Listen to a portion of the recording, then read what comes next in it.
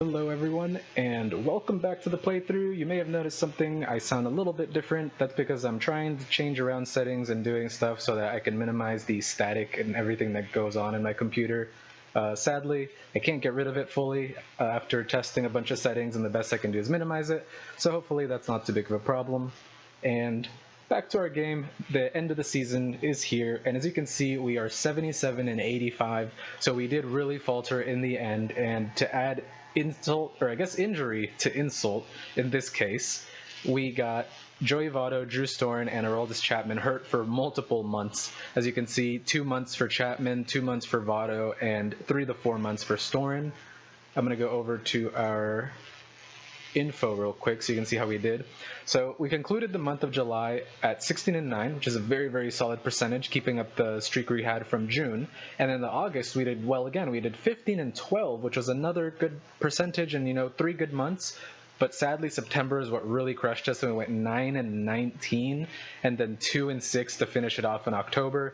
So in total, we went 11 and 25 in September and October, which just killed us. If we went something a little bit more even, let's say like 6 more wins, so like 17 and 19 or something, that would have been a lot nicer. We would have been around 83 wins, which would be really nice. But what can you do? Stuff happens sometimes, and let's go to, I guess I'll just go really quickly through July and all that so you can see who we won and lost to. So after the All-Star break, we lost to the Angels, but then we went on like a 5-game winning streak before we went on another little bit of a losing streak here. And then in August, it was pretty back and forth until we went on a massive win streak here that got broken up by Arizona. And then we continued that winning streak for a couple more games. San Francisco beat us quite a few times. Pittsburgh, San Diego stomped on us basically. St. Louis took us out. They're the number one in the league, almost reaching 100 wins, which is pretty crazy. This one right here could have been their 100th, but we took it from them. And then in October, Pittsburgh beat us quite a bit, and Chicago beat us up quite a bit too. So not really the best of stuff. So let's see, who is hurt? I said it was...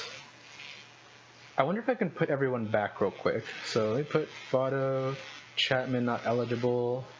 Yeah, they're not eligible. That's a shame. Okay, so really quickly we'll look at Chapman's stats. You can see he ended up with a .9 WAR. He had a 3.26 ERA, pitched 66 innings for us, and gave us 35 saves.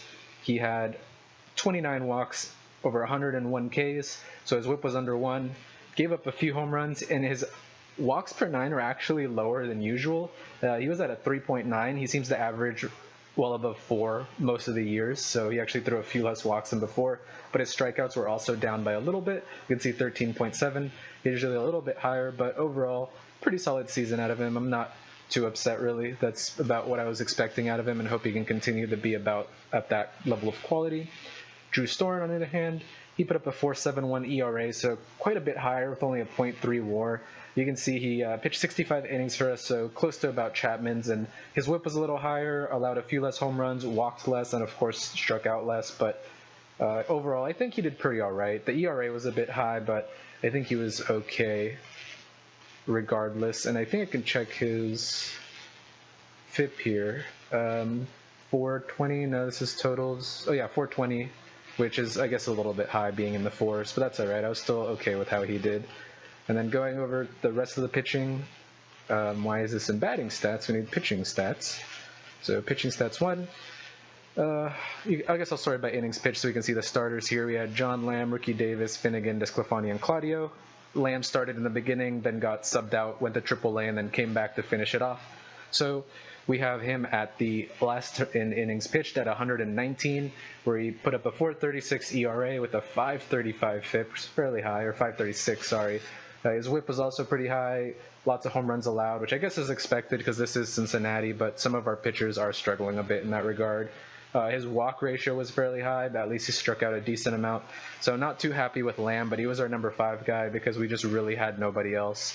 It was really hard to find a solid number 5 that could hold down the slot. So that was a bit of a disaster.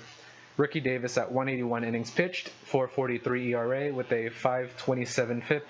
Same with him, high ERA, high FIP. He had a 150 whip, which is disgustingly high, and it seems that was mainly from the fact that he didn't walk too many, but it was his hits allowed. He allowed quite a few hits at 206, so that's why his whip is so high right now. He at least struck out 7.2, which is all right. He put up a .3 WAR, Lamb at a .1, so at least he was positive. Brandon Finnegan at 186. He had a 4.63 ERA, 5.09 FIP, 140 WHIP, 1.5 home runs per 9, 3.0 walks per 9, and 7.2 K9.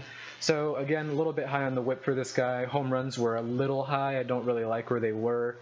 His walks were just teetering on the line of like, okay, like average, it's fine. His hits were the thing that was a little bit of an issue with him as well. His K rate was all right at 7.2. I'm happy with anything above 7. I think that's all right. So next up is oh God, I can't speak.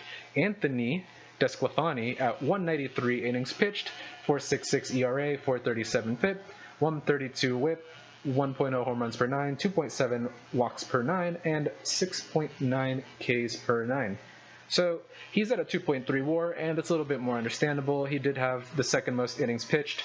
His ERA wasn't really that great, but at least his FIP was quite a bit lower than the rest of our starting pitchers. His WHIP was okay. I'd say it's about average, not a big deal. Could be a bit lower, but I'm not complaining compared to the rest of the guys. His home runs per 9 being at a 1 is actually fairly solid in this ballpark. Like, I'm happy with a 1. His walks, he didn't really walk too many, and although he didn't strike out a huge amount, 6.9, that's all right. He still did pretty all right for us. He is our number 2, and he played like a number 2, so that's good. And our superstar, Nelson Claudio, who I'm so glad I still have him locked down until 2020, and then a player option 2021. So a few more years of him, luckily. And he had the most innings pitched at 216.1. He was the only person with a positive win-loss ratio at 12.7. He had a 291 ERA with a 3.60 FIP, which is surprising. I thought his FIP was lower.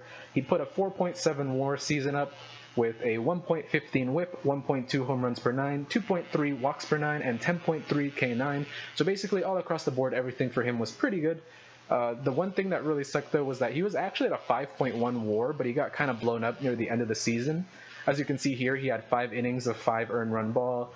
6 innings, he got 3. 6 innings, he got 3. So he was actually at like sub 2 ERA for a very, very long time, and then he sort of squeezed up a little higher to like the low 2s, and then sort of just started working his way up and up and up. And then around here is where it just kind of blew up, and he almost got to 3 ERA, but luckily his last outing, he went 4.1 innings pitched with 1 ERA. I actually put him in with only a couple days rest, 3 or 4 days rest, something like that, and he gave us another 79 pitches, just because I wanted to end off the season with a win, and he was our most likely candidate to give us that win. So a little bit of a shame. I would have liked to see him go up to 6 WAR plus. It would have been great, but overall, he's done amazing for us. Couldn't be happy with the guy, and he's improved too. His control metric and movement metric has gone up. I believe his stuff has gone up, and I'm assuming these pitches have gone up too.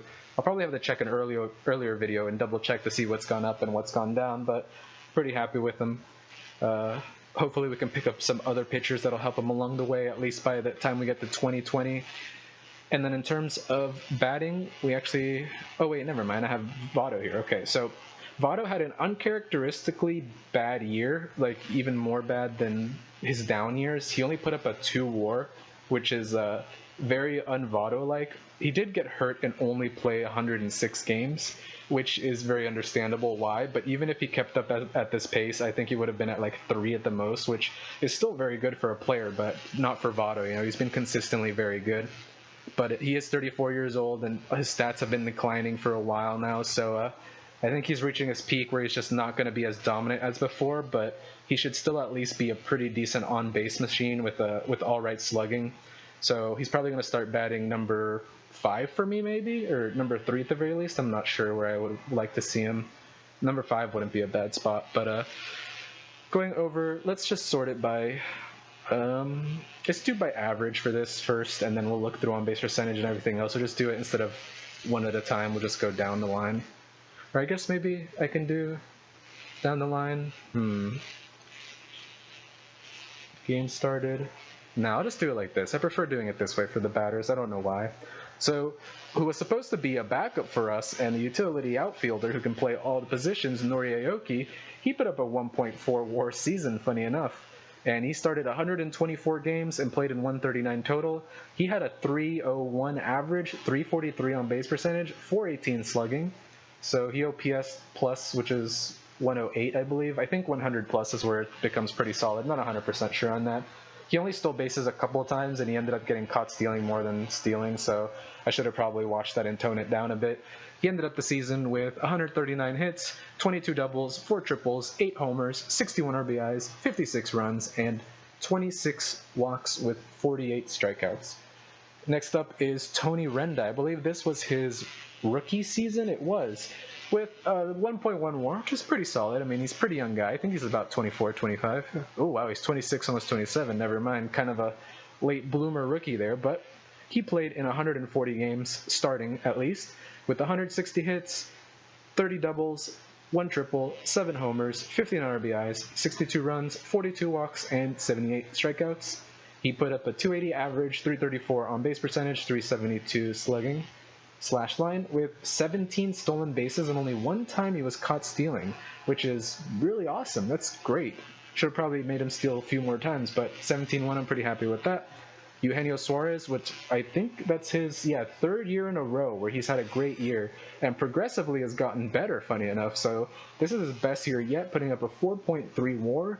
He started in 140 games as well. He has 145 hits, 31 doubles, 3 triples, 19 dingers, 84 RBIs, 78 runs, 75 walks, and 113 strikeouts. His slash is 275, 363, 453. Pretty nice, and only 4 stolen bags with 2 caught stealing. Tucker Barnhart, 136 games, 143 hits, 23 doubles, 2 triples, 7 homers, 56 RBI, 60 runs, 47 walks, 97 strikeouts, and he had 272, 335, 364 line. Pretty good stuff out of him too.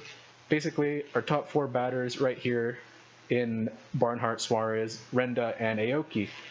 Some of them didn't really slug amazingly, as you can see, Renda and Barnhart, but Suarez did pretty well at 453, and even Aoki at over 400, which is pretty surprising. He's more of a contact hitter. So I guess those 4 triples helped, and the fact that he actually knocked out 8 home runs. Is that a record for him? Yeah, he hasn't hit 5 or more since 2015, and before that, he didn't really hit too many, so might be a new record for him. Ramon Cabrera, who actually ended up being our catching backup, he played in total 112 games, but he only started 31. He was the backup to Barnhart, so he wouldn't get burned out. He did fairly well at the beginning. He was actually on a very hot streak, but really cooled off near the end. He had 48 hits with 11 doubles, no triples, 4 homers, 21 RBI, 13 runs, 10 walks, and 20 strikeouts. He had 257 average with a 305 on-base percentage and 380 slugging. So his average at least ended up being okay at 257, but his on-base percentage really struggled, and then his slugging sort of fell a bit, which is a bit of a shame. But he put up a .5 WAR, and he's really just a backup, so that's pretty solid. I'll take it. Jesse Winker as well, who was supposed to be maybe a starter if he can beat Waldrop or somebody else. He ended up being a backup for Waldrop and Aoki instead. And he had a .7 WAR season, which is definitely not bad. Played in 131 games, but only started 39. He had 52 hits with 13 doubles, no triples, 7 home runs, 15 RBIs, 29 runs, 32 walks, and 53 strikeouts with a 2.49 average, which isn't amazing, but at the very least, he did have a 364 on-base percentage, which is, I believe, one of the highest, second highest behind Votto, and a 411 slugging, which is okay. It's over 400, so at least he did a little bit of damage on the plate. But the on-base percentage is really why I gave him so many opportunities, I guess, because I really like that. Being at 250 average is fine if you can have that great of an on-base percentage, because then other people can just knock you in. And then Joey Votto, we've already been over his a little bit of a fail season at 2 WAR. He started 106 games, as you've seen, with 88 hits, 20 doubles, no triples, 18 home runs, 63 RBIs, 61 runs, 87 walks, and, 12 intentional walks. That's funny. And then 122 strikeouts. So he only batted .239 average, which was kind of you're dropping the ball. Oh, I totally skipped Waldrop. I just realized. That's my bad. And then 384 on base percentage, which is very Votto-like with a 440 slugging. So it's not like he did horrendously. It's not up to Votto standards, basically. So, I hold him to a higher standard, obviously. And Kyle Waldrop, who I accidentally skipped, played 130 games, started 119 hits, 24 doubles, 5 triples, 22 home runs, most in our team, so he led the team in that, 82 RBIs, 62 runs, 44 walks, 103 strikeouts, and his line was 243, 309, 448. His average was slightly below Winker's, as you can see, and his on-base percentage was lower as well, but he did slug for a little bit more. And honestly, it seems like Winker, if he kept playing, potentially would have surpassed Wall Drop, but I saw more hot streaks and just a better consistent average, I guess I'd say, or like batting out of Wall Drop, so that's why Winker was the backup. It seems like at the very end, Wall Drop just ended up dropping off, and you never know how Winker would have ended up if he got more starts. So it's very 50-50. We'll see who gets to start next year. They're both pretty equal, as you can see. Their ratings, at the very least, in terms of ratings and not looking at statistics, they're very similar. And last year, Winker had a negative WAR. You look at Wall Drop last year, he was as positive as well, so he's at least had more consistency.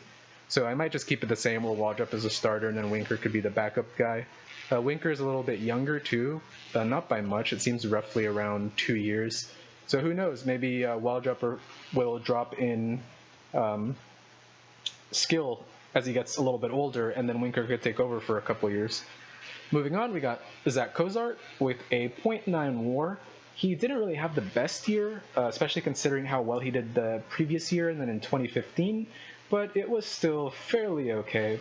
As you can see, he was in 146 games starting with 122 hits, 30 doubles, 0 triples, a bit surprising, 12 homers as well surprising, 82 RBIs, 43 runs, 39 walks, 96 strikeouts, batting .236, .292, .364 with 3 stolen bags and 2 times caught stealing. He has decent enough speed and his stealing is solid as well as his base running, so I thought he'd get at least 1 or 2 or more triples.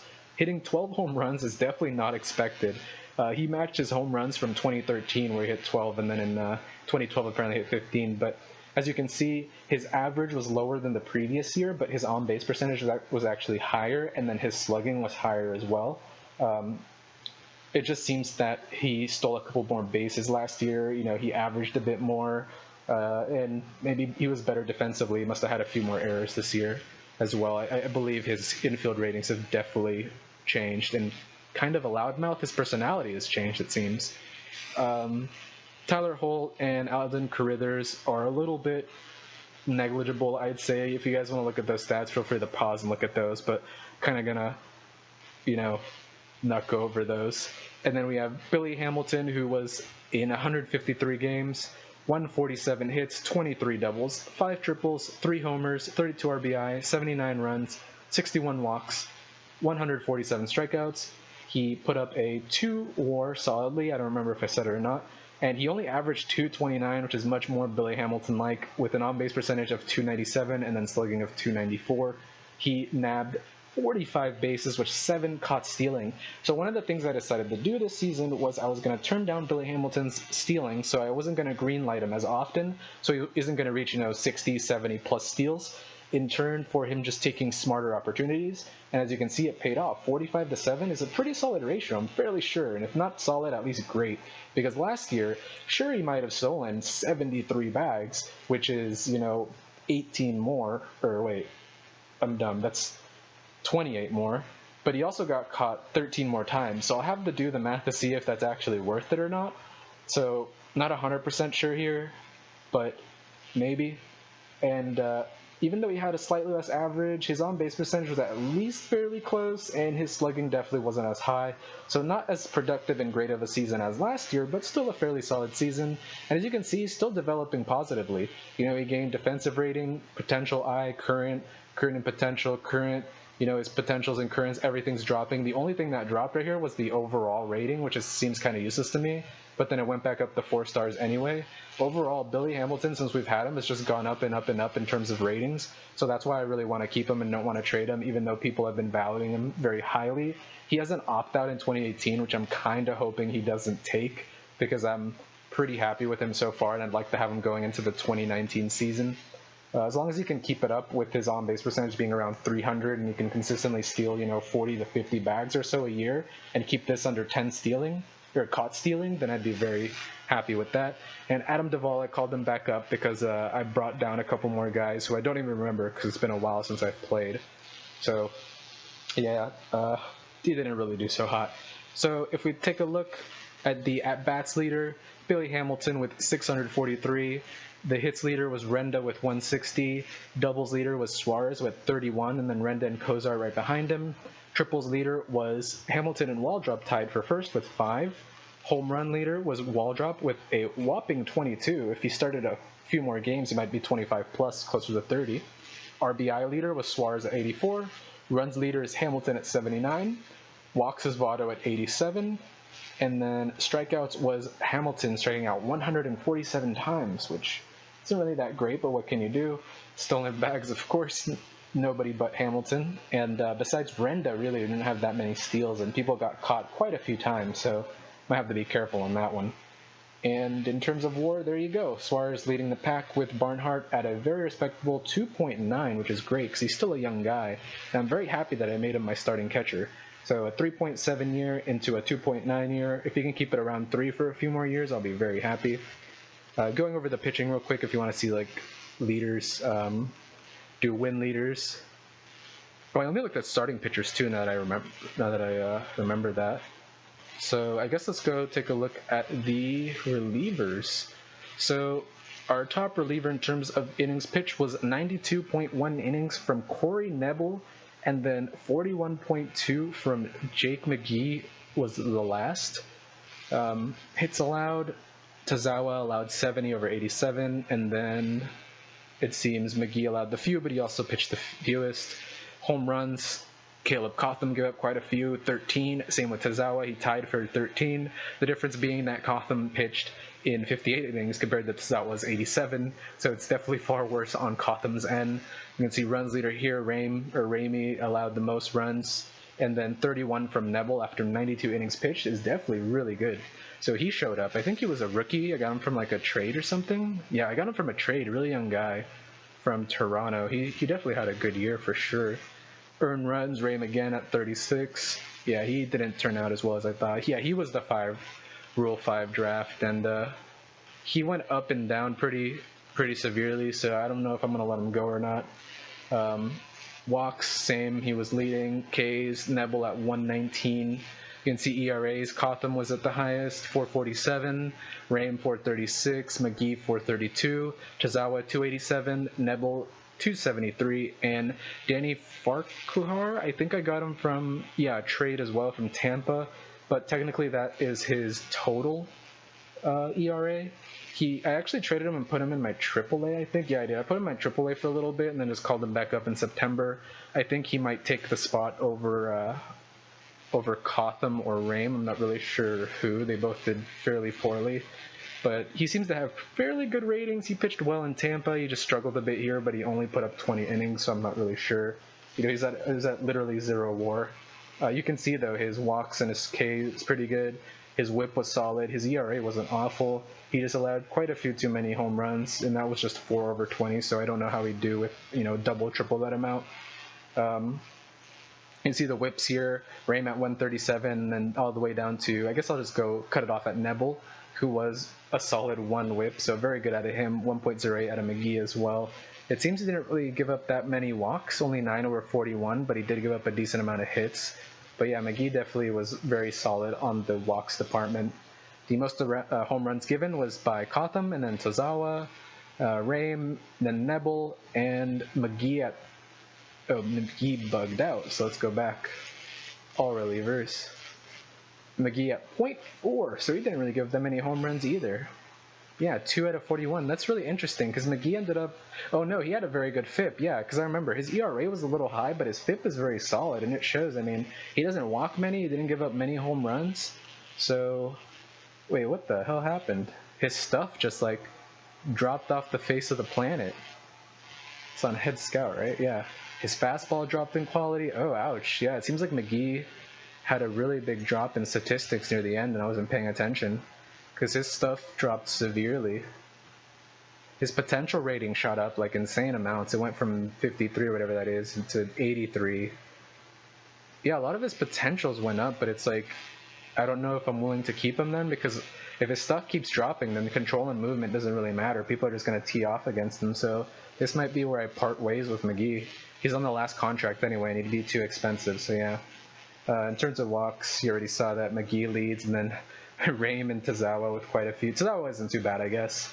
In terms of K9, Kotham and Nebel actually led. Hilariously enough, Kotham is very good at striking people out, but everything else he seems to struggle. I mean, I guess his walks aren't bad, but he gives up a lot of homers. His hits, it seems he gives up his fair share of hits. Homers, he gives just the 13 is just way too many. And that's the thing, is I feel like Kotham can be a good pitcher. I definitely feel like he can be a pretty good pitcher, but just for some reason he had a very weird year. I don't know. Might have to look to get rid of him too. But he's pretty cheap, which is why I kept him. I mean, he's not heavy on the pockets. He's on a 507 salary, and his arbitration goes to 800. I mean, I might keep him just on that alone and just put him as a, don't use very often or whatever, use less often, something like that. And then you can see people in terms of FIPS here: McGee, Nebel, Farquhar doesn't count, and then Tozawa is where it starts getting high, 4.3, 4.5 from Gotham, and then Rame at nearly 5. So 1.64 from Nebel, that's actually amazing. Yeah, he put okay, it was 0.8 for Toronto, I forgot, and then 0.8 for us, but regardless of that fact, he still had very, very equivalent statistics in almost 3 times the amount of innings pitched. He still had a better ERA. He had about the same whip. He allowed more home runs naturally and more walks. He kind of lost a bit of control, but then he struck out more people too. So pretty good. 0.8 for how much he played for us, and then 1.6 in total. Very good year. Farquhar, I'm excited to see how he goes. McGee, Tozawa, I'm not really sure. He's signed up for a couple more years, but if he keeps this up, I might have to let him go as well. I'm going to give him like maybe 1 or 2 more years, see how he does. Overall, I guess that's about it for our team. I know it's very long-winded and long, but it's the end of the year stuff. You can see the standings here. So you got Boston and Red Sox and Orioles, Indians, Rangers, Astros, Dodgers, St. Louis Cardinals, with then the Cubs making it. I don't know if the third team makes it, or I guess the Marlins and the Pirates have to play it out, and then the Mets made it as well. So it's going to be the Marlins versus the Pirates to see who makes it. And I was keeping up with them. I'm so upset. I was actually second in the division at one point, with St. Louis being first, and I just dropped to fourth. And it was such a big shame, because I thought this was the year where we're going to hit 80 plus and maybe squeeze by into the playoffs, even if we were a wild card. I thought we legitimately had a chance, and we really did. But after this huge losing streaks, the nails in the coffin were all the injuries to our big guns like Aroldis and Storin and Votto. So that kind of sucked. And I guess this video is already really long anyway, so might as well just sim forward until playoffs end. Yeah, can I do that and then watch the playoffs? So let's sim until playoffs ends, and hopefully I can watch it. You're not missing anything, by the way. It's just my computer loading OOTP. Even though I have a brand new, very solid computer, OOTP always seems to lag up on occasion. So we got Cubs versus Pirates, apparently. So the Pirates ended up beating them. Houston Indians are 1-1. Rangers Red Sox 2-0 for the Rangers. Dodgers are 1-0 on the Mets. Cardinals 1-0 on the Pirates. So it's because the Astros beat the Orioles, and the Pirates beat the Cubs. Dodgers win 3-0 over the Mets. Cardinals win 3-0 over Pirates. Rangers beat the Red Sox 3-1, and Houston beats Indians 3-2. So Dodgers versus Cardinals, they're up 2-0. Rangers versus Astros, they're up 2-1. Come on, Dodgers, don't win, please. I'm a Giants fan first and foremost. Shoot, I'm betting against both the Dodgers and Cardinals. Dodgers sweep the Cards 4-0, and the Rangers and Astros are going at it. They're tied 3-3. The Rangers win 4-3. So it's the Rangers versus the Dodgers. Can they take it? It's tied 1-1. Rangers take the lead 2-1. Dodgers tie it up 2-2. Rangers take the lead 3-2. And the Rangers win it 4-2. Texas Rangers are the 2017 World Series champions. And they beat the Dodgers. Beat LA. Good job, Rangers. Good job, buddies. And also the Cardinals didn't end up winning because they were from my division too. So that makes me pretty happy. The Dodgers took out the Cards, and then the Rangers took out the Dodgers, so I'll take that. The Rangers deserve a championship anyway. Pretty happy with that. Hopefully this is able to record and you guys can see, because since it keeps freezing, the FPS on my Frap shows at 0, so I'm hoping it's not just my voice and you literally see nothing or just very fragmented stuff, but I tried to keep up with everything simming at once so that you guys could maybe put together what was going on. Oh, please load faster. So this video has gotten extremely long, so this will be the end of it. As you saw, our year started off pretty meh, got a lot better, and then it just totally crashed the very end. I scored a 46 out of 100, which is an average score. I'll take it. I'm gonna have to do a lot of off-season stuff, and there's all the team rankings here if you wanted to see. And basically, I'm not sure if I'm going to record this off-season or not. I might just get through it without actually recording anything and then just do like a little catching up video.